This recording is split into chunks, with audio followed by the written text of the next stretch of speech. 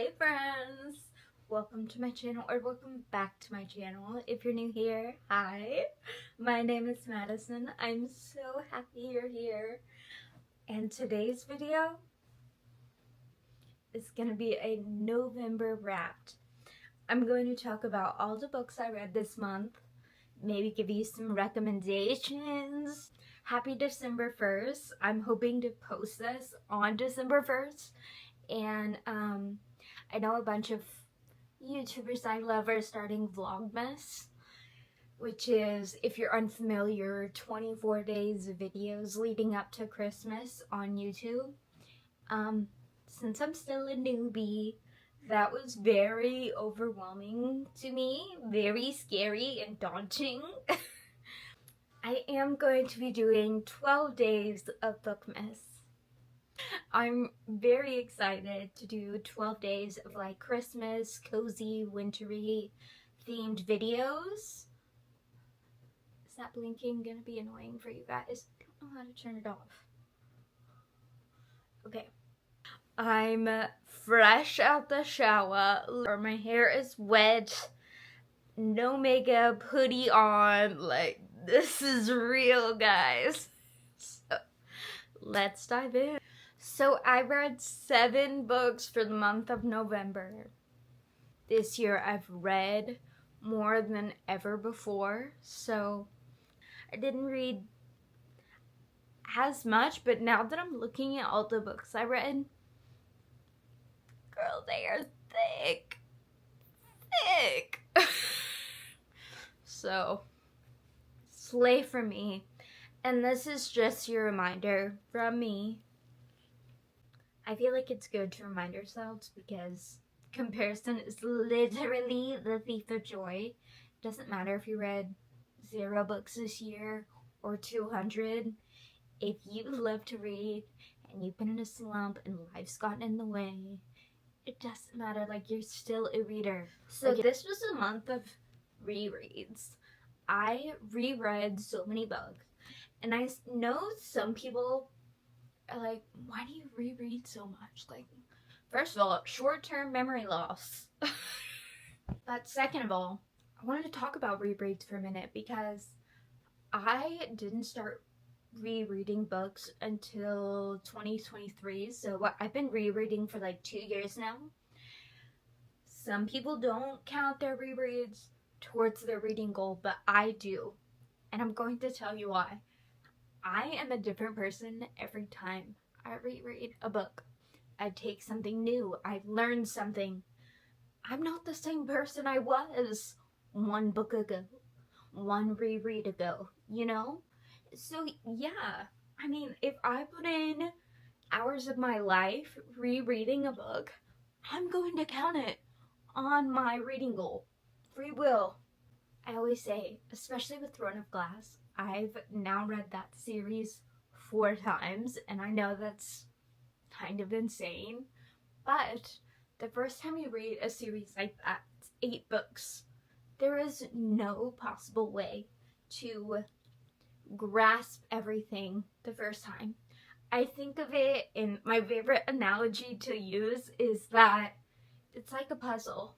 So the first time you read the series, you're just trying to see how the puzzle pieces fit together so you can see the big picture. But when you reread, you're able to now look at the puzzle pieces individually and analyze it and notice little details and foreshadowing and everything that you weren't able to the first time you read it. It's a comfort to reread and to be able to go back and escape into your favorite worlds and hang out with your favorite characters. Anyway, so with that said, I finished up my Kingdom of Ash reread. This makes the 4th time I've read this fat ass book. It's literally a Bible. And it is. It is that deep. I don't even like to recommend it to people all the time because, not in a gatekeeping way, but I've had some friends that are like, I really don't get it. Like, I don't get the hype. And that used to hurt me in my heart. But I get it. Like, it's a lot, and it's not for everyone, but it is for me. And last month, I reread Twilight for the first time since I was in, like, middle school, bro. It was the 20th anniversary of the book being published, I think. And so I was like, you know what? It's time for a reread. And I freaking loved it. I love Twilight in such an unironic way. Like, I see so much of myself in Bella. She's so real. And so this month, I reread New Moon. Also, can we talk about these covers? They are by Creatures. Yeah, I have all of them. They're so beautiful. And yeah, guys, tell me why I have the most empathy and compassion than ever before for Jacob Black. Don't come for me. Don't come for me. I don't want you to come. I am Team Edward. Really. But I don't know. I feel like I've developed, like, an actual deep consciousness towards Jacob, especially pre-werewolf Jacob. Like, he is sunshine. He is the light in Bella's darkness. First of all, New Moon is my favorite Twilight movie. I can't even. It's my mom's least favorite because there's no Edward. It represents depression so well and heartbreak in such a visceral way. I gotta find it for you guys. Guys, these are the realest pages ever written. If you've never read the series or seen the movies, these are months going by. Blank pages, bro.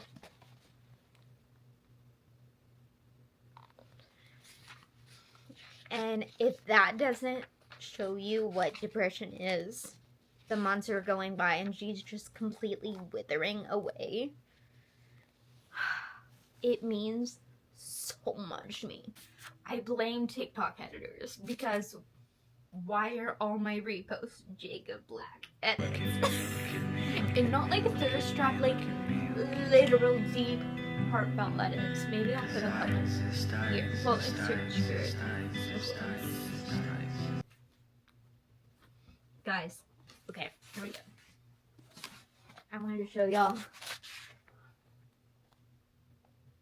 It was a very strange kind of day. I enjoyed myself. Even at the dump, in the slapping rain and ankle-deep mud, I wondered at first if it was just the aftershock of losing the numbness. But I didn't think that was enough of an explanation. I was beginning to think it was mostly Jacob.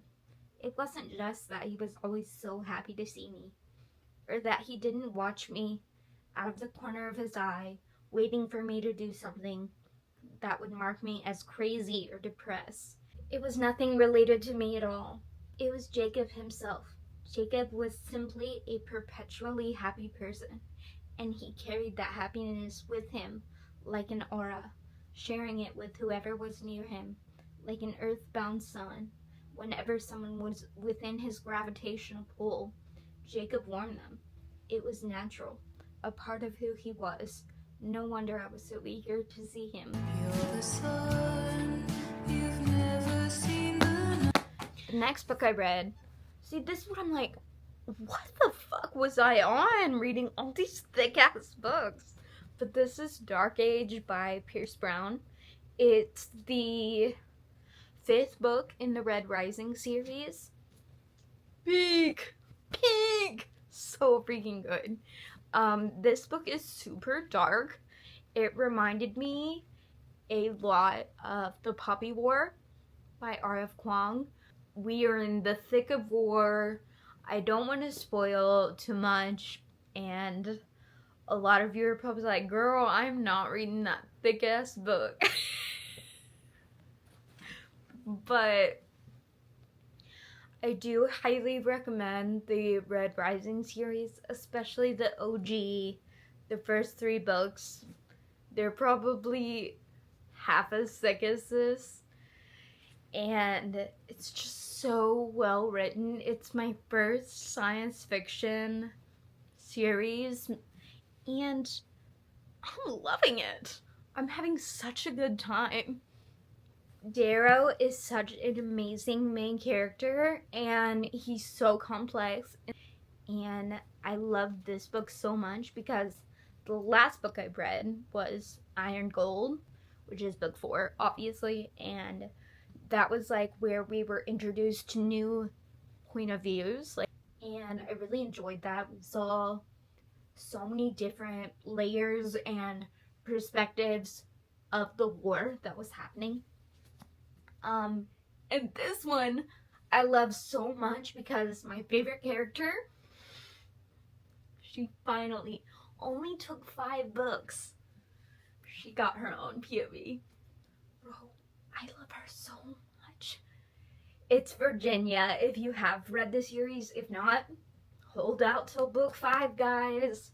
It's her POV. It's her time to shine. She is such an intelligent, clever female main character. It was an absolute delight to be in her mind, and to see some of my favorite characters from her perspective was so fun. So there's only one more book out, but he's working on the next one, so I'm hoping to read Lightbringer, which is book 6, in December. So next book I reread was Quicksilver by Callie Hart. Guys, I just listened to the audiobook on this reread because Brimstone was coming out, which is the sequel to this one. It had been a while, and again, short-term memory loss, so I'm so happy I reread and that I listened to it, because I didn't listen to it the first time I read it. I just read it on my Kindle, I think. Guys, the voice actors are so good.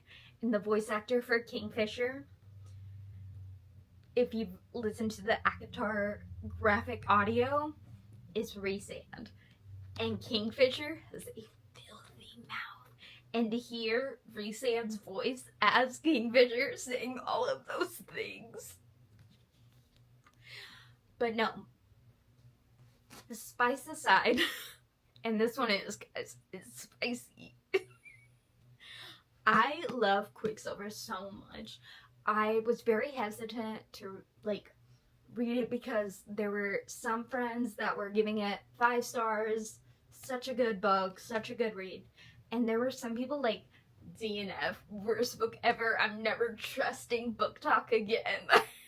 Which, I don't really go off Book Talk, I just listen to my friends on Bookstagram, and I've been around a while to know which friends have similar taste to me. So I went into this one, I had so much fun. This is peak escapism. Is it anything new and unique and never been done before in romantasy? No, but it's so fun, so entertaining, fast-paced, just so good. I freaking love Quicksilver. No Quicksilver slander in the comments. All the lore was fresh in my mind for Brimstone. If you watch my last YouTube video, what am I doing? If you watch my last YouTube video, I was super excited about Brimstone releasing. I went to Barnes & Noble, picked it up, and yeah, I finished it by the end of November. Guys, I was disappointed. I'm sorry. I was so excited for this book, and y'all know me, I'm here for the vibes. But this book was chaotic. and so much happened. Like, literally something crazy happened every single chapter, but it was also resolved in that chapter. So it's just like, we needed to stay in a couple scenarios for a bit longer to make it, I don't know, the stakes seem more realistic. And there were some editing errors. I know people in the fandom are like either shitting on it for the editing errors, or there's some people in the fandom who are like, editors are people too, guys. Just notice it and move on. But, okay. And I'm not one to talk like I'm here for the vibes. I don't care if there's a minor error. But when you're reading a romantasy, a fantasy, you're escaping this world. And there were a couple errors where I was like, wait, what's going on? Where am I? And it takes you out of the story, which, I don't know, decreased the reading experience. I know some friends loved it. They loved it more than Quicksilver, but I did not. So I ended up giving this 3.5 stars, which is a really low rating for me. I was obviously entertained. I read it in less than a week. I do love Cyrus. I loved her, like, stepping into her power more, liking Brimstone, and loving Quicksilver. So I will definitely still be reading book 3 just to see how it all pans out, but kind of disappointed. The next book I read, I don't have a physical copy because it was just an audiobook, but it was Bound by Hazelwood. My queen. My goddess divine, bro. I love Hazelwood so much. I would rate her grocery list 5 stars. So this one, of course, 8 down. It was so good. Little dark academia vibes. Little, I don't know, like, little forbidden, had a little bit of a paranormal aspect. She was like this really smart, obviously all of Allie's female main characters are so smart, so clever, so witty. Love them. But she was like forging first editions of books, and then she gets kidnapped by this beautiful, tall, dark-haired man. They end up spending a lot of time together while they're creating this forgery, fake copy of this book. And I want to say it's a novella, but it's not like her other novellas that are like 3 or 4 hours. This one is 7 hours. 7 hours a peak! It was so good. I listened to it in one day. Highly recommend. I don't want to say anything else because I don't want to spoil the experience for you, but 5 stars. And the last book I read for the month of November is a reread of The Heavenly Bodies. Guys, if you take any recommendations from this video, it's this.